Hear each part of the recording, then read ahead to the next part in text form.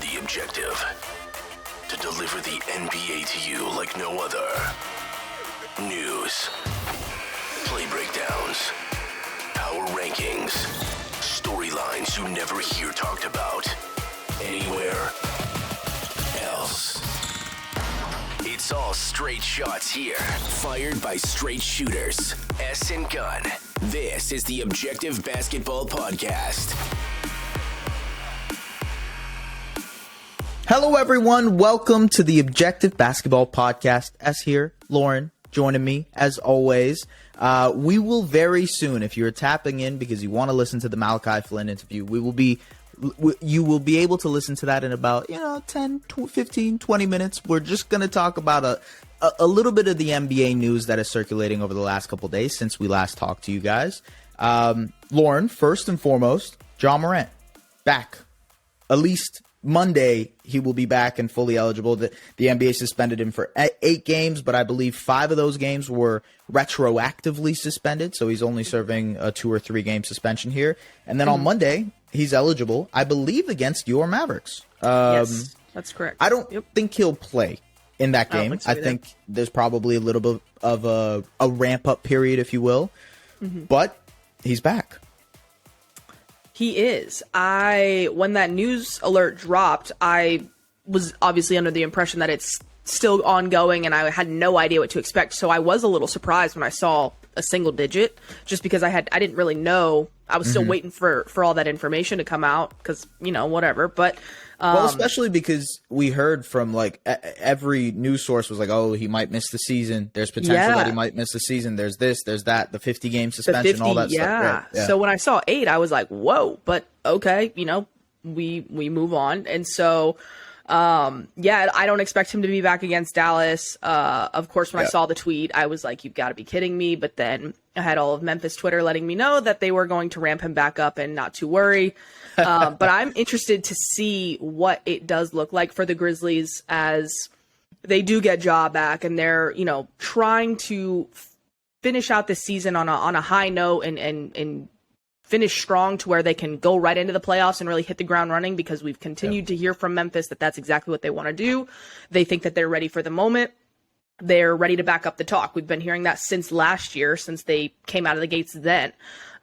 So I'm not sure what to expect. I think this year, and we've kind of talked about it a little bit when it first got announced of all the injuries and things that they're dealing with Brandon Clark and whatnot. So I'm curious to see how this comes together, how they get pieces back, and if they look like the same Memphis Grizzlies.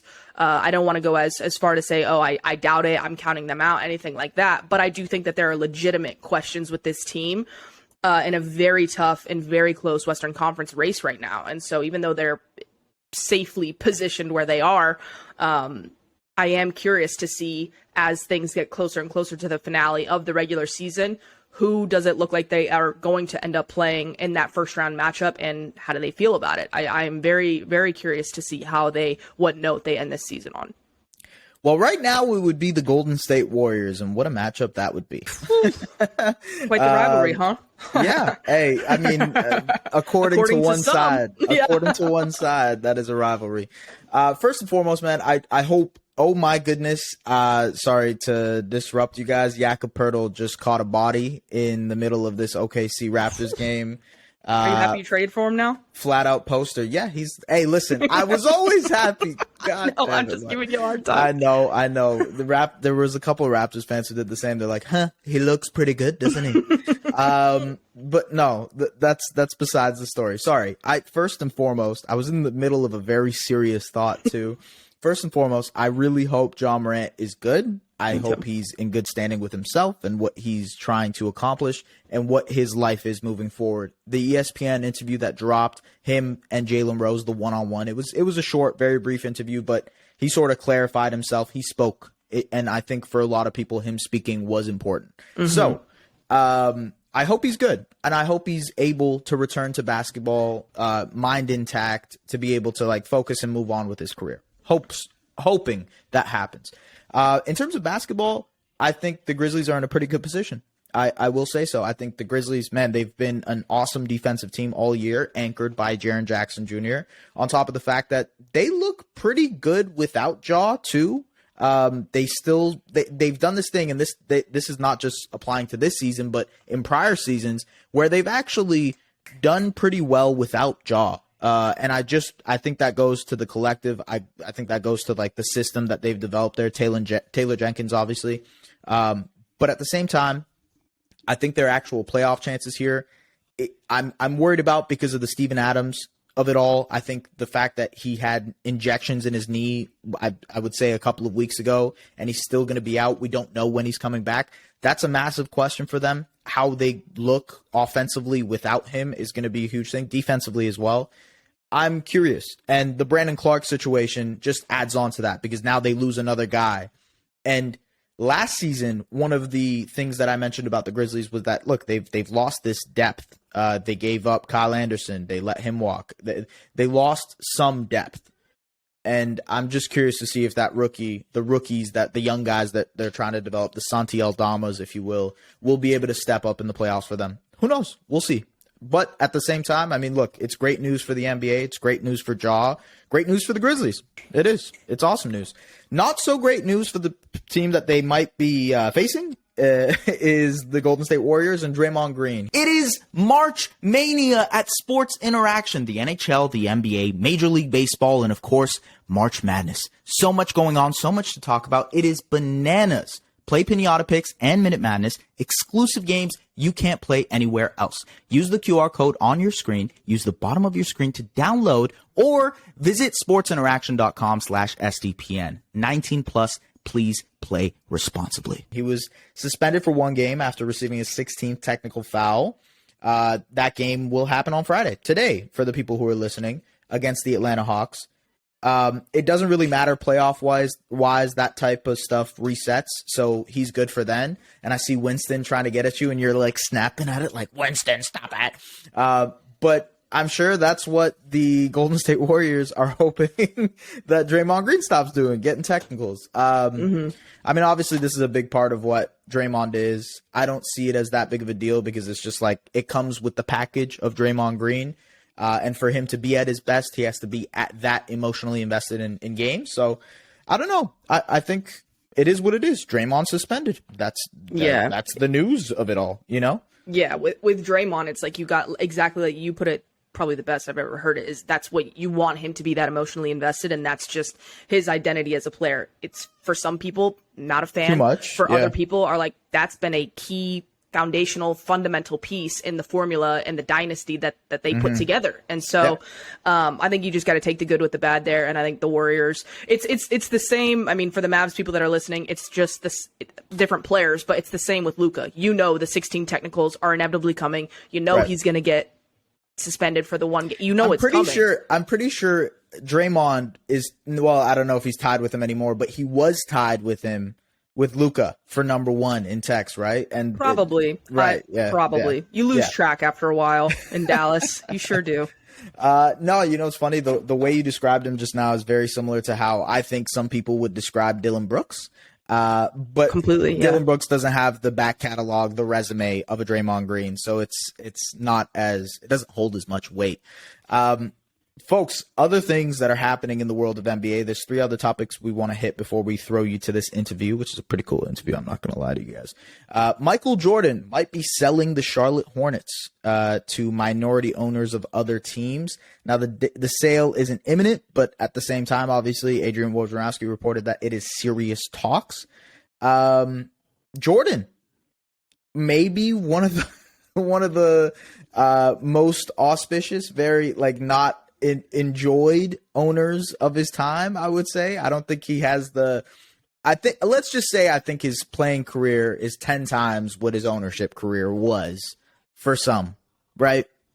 Am I wrong in saying that? Am I crazy? No, I don't think you're wrong. I think some people might even say it's a little bit more than 10 times because it just has not been good. And I mean, he's going to get money though. I mean, look, he's going to get a great return. He's going to get a great return. I'm curious to see the direction. I have been talking about this for forever. What direction are the Charlotte Hornets going in? I'm still trying to figure that out. And granted, they've had a lot to overcome over the last at least the last, sorry, Jesus, this cat is going to be the death of me. They've had a lot to overcome in the last, 12 months and even some stuff beyond that. And so I can't say it's a complete shock that he would look to maybe rethink, I guess, this whole thing, cash out while he can. But at the same time, to me, Woj does not report you're in serious talks unless you're as good as something's going down. Yeah. And so also, we'll see.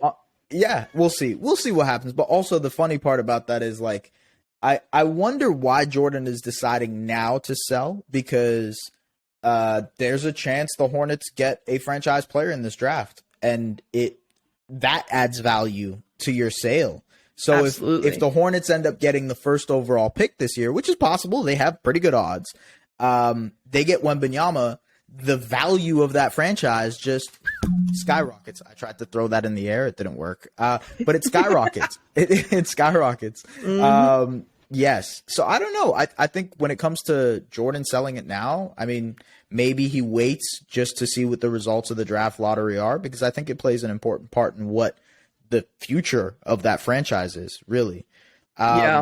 Elsewhere in the NBA, just minor news here, maybe minor news. Atlanta Hawks, they have re-signed Bogdan Bogdanovic to a 4-year, $68 million extension. Team-friendly deal, although I think it's also, a fair wager for Bogdanovic. He gets a long-term salary. I wonder if that's more of a deal to be moved in the future. That just seems like it's the right amount of money to package with other money to go out there and try and get a star. Maybe I'm wrong. Maybe the Hawks are invested in Bogdanovic. Maybe they think he's a part of the future. The offense certainly looked much better when he returned to the lineup earlier this season. I mean, their offense was struggling. He really helps them on the shooting front.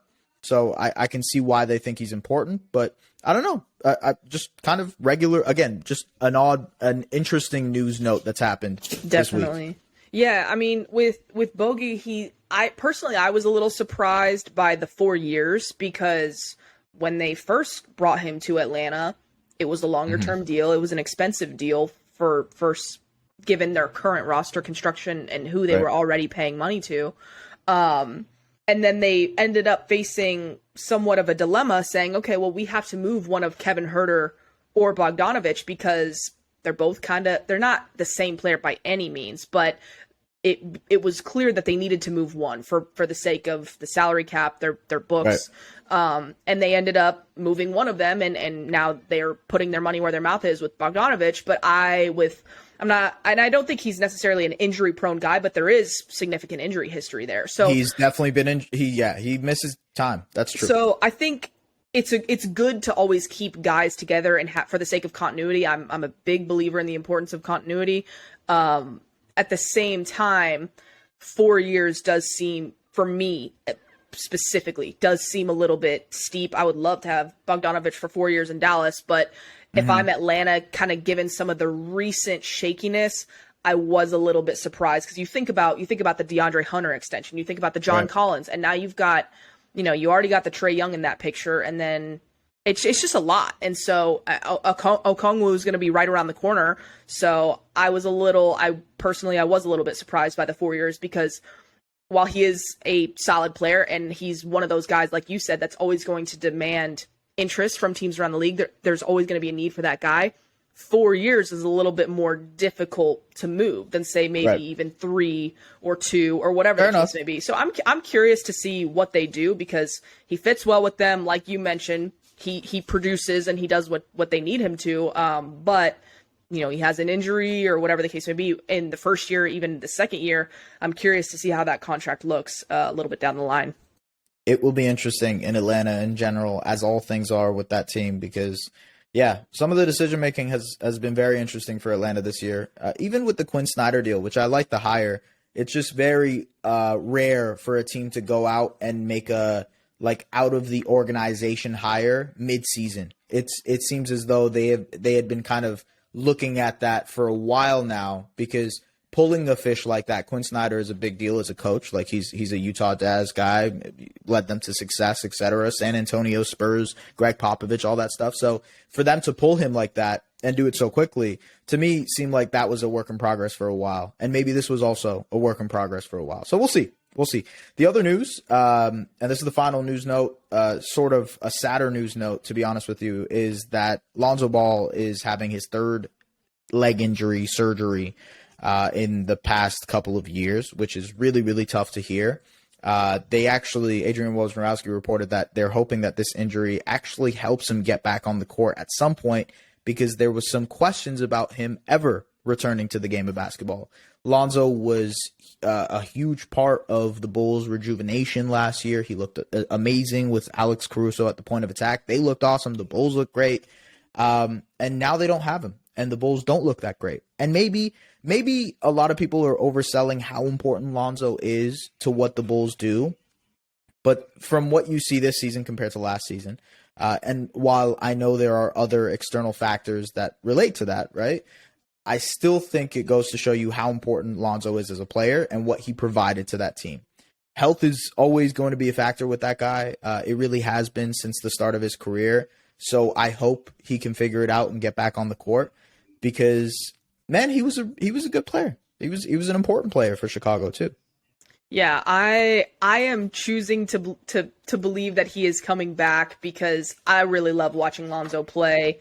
I think one of the most difficult things to do in the league are completely reconstruct your shot mechanics to a point where you then become a reliable heat check outside shooter. That's not, I mean, it's not easy to do. No, it's a great point. Yeah. So I love watching him play. And so I really do hope, that he comes back and like you mentioned, how the play looks different. I mean, even from like a roster construction standpoint, when you're looking at how much money they paid him, and you're trying to figure out what's next in Chicago. There were conversations at points throughout the year of, are the Lakers going to try to go for, DeMar DeRozan, or what's going to happen with Vooch? There's just been so many questions about their roster construction overall. And when you think about Lonzo and the money that he's owed and that he has coming to him, that's a big piece of that puzzle. And that makes it very difficult. It's just another hurdle that they have to try and figure out when they're trying to plan and they're trying to build around Zach LaVine and DeMar and figure all these things out. And so,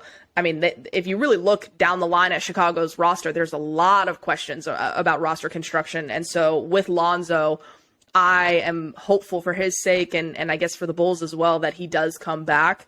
And I think that I don't want to be naive, but I do think that there's reason to hope and think that will be the case, because it's not just a repair surgery. It's a cartilage transplant surgery. So they're swinging for the fences with that one. So I am hopeful that, he will be in a much better place, but that is those leg injuries, it's very, very difficult to have any sort of confidence or just surefire thing that he's going to be a consistent, reliable, long-term part of your future. That there's a lot of questions there. If he's even going to play in the NBA is a question here. It's tough. It's very tough, but that is what has happened over the week, ladies and gentlemen. The NBA never sleeps, clearly, because we just nailed over, I don't know, it's been like maybe over 20 minutes of topics, because that is how the NBA world works. Follow hosts at Just S. Barahini on all socials and at The Lauren Gunn on Twitter. The Objective Basketball Podcast, delivering the NBA to you like no other.